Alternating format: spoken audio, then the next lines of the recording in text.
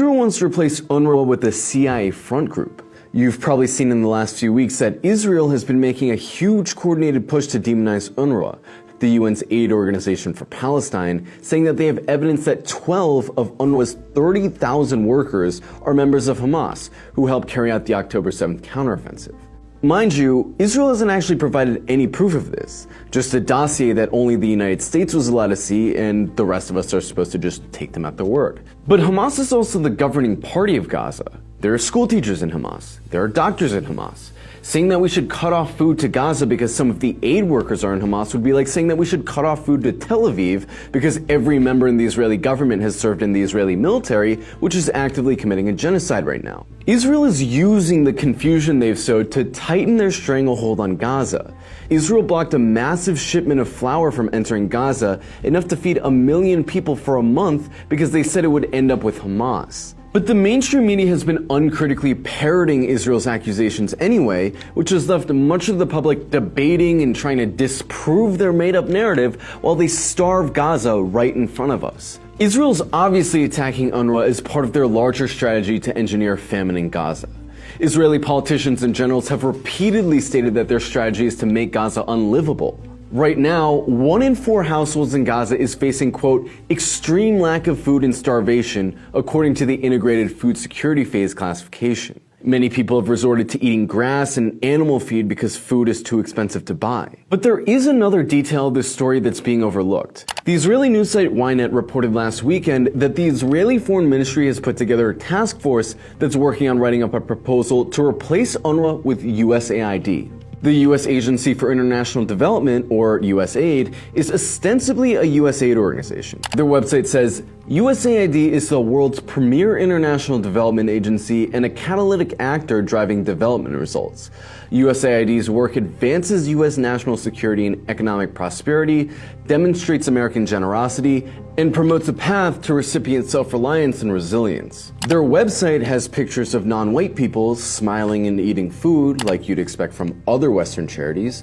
So what's the problem? Well, USAID is basically an appendage of the U.S. national security state. As long as it's existed, USAID has funded and trained right-wing opposition groups in countries with governments that the U.S. wanted to undermine or overthrow. From its inception in 1961, the agency's Office of Public Safety funded and trained police officers in over 50 countries, propping up right-wing dictatorships around the world. The program came under so much scrutiny because it was linked to so many disappearances that it had to be shut down in 1974.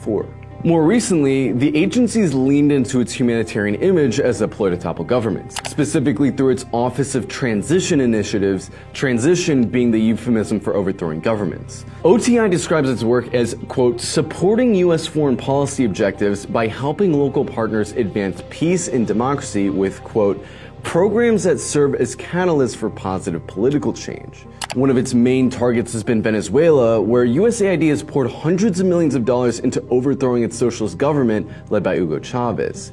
A WikiLeaks cable from 2006 describes the U.S. ambassador's 5-point strategy to, quote, guide embassy activities in Venezuela, specifically from the referendum to the 2006 presidential elections. The 5 points were, quote, 1. Strengthening democratic institutions. 2. Penetrating Chavez's political base. 3. Dividing Chavismo, which is the name of the socialist movement in Venezuela. 4. Protecting vital U.S. business. And 5. Isolating Chavez internationally. The cable then goes on to explain how the U.S. has funneled tens of millions of dollars to anti-Chavez civil society groups through USAID's Office of Transition Initiatives. USAID's attacks on Venezuela only deepened in 2019 during a massive concerted push by the Trump administration to overthrow Venezuela's socialist president, Nicolas Maduro, and replace him with a US-backed puppet named Juan Guaido. The US government's own assessment of USAID's role in Venezuela states that it was to, quote, 1. Support Guaido's legitimacy as the interim president of Venezuela, and 2. Increase pressure on Maduro to step down as president. Accordingly, USAID prioritized aid to the Venezuelan people in coordination with the interim president, meaning Guaido, the fake US puppet. The document even states plainly that USAID's humanitarian program in Venezuela was coordinated with the National Security Council and the State Department. USAID has also made several attempts to overthrow the Cuban government. USAID built Cuban Twitter, called Zunzaneo, a social media platform which they wanted to popularize and then flood with anti-Cuba propaganda. USAID also infiltrated Cuba's underground rap scene in an attempt to try to convince anti-government rappers to try to overthrow the government. USAID even set up a fake HIV prevention workshop in Cuba, calling it, quote, the perfect excuse to identify political dissidents. Bolivia actually banned USAID in 2014 because they claimed that USAID was infiltrating peasant unions and other organizations to overthrow the socialist government in Bolivia. Russia, Ecuador, and Eritrea have also banned USAID for similar reasons. So, what does this have to do with Gaza? The whole objective of Israel's massacre was to destroy the Palestinian resistance as a whole. They thought that if they dropped enough bombs, they could actually destroy the Palestinian people's will to fight back and that they would surrender. But it's been 4 months, and thousands of casualties later, Israel's still nowhere close to defeating the resistance, leaving Israel no choice but to seek out a political solution. This is where USAID comes in. Israel's slander against Unrwa has already caused Unrwa to lose huge amounts of funding to the point where it could very well become non-operational. If USAID were to replace Unrwa in the event of a truce or a ceasefire, USAID could easily be used to deny aid to anyone who supports the Palestinian resistance, which Israel already seems to be doing. Aid could be conditioned on people having to leave Gaza to receive it. Furthermore, if they behave anything like they have historically, USAID is going to throw money and aid around to try to take over Palestinian politics. In essence, this could be a larger ploy by Israel to weaponize humanitarian aid or the reconstruction effort to achieve what it couldn't achieve militarily.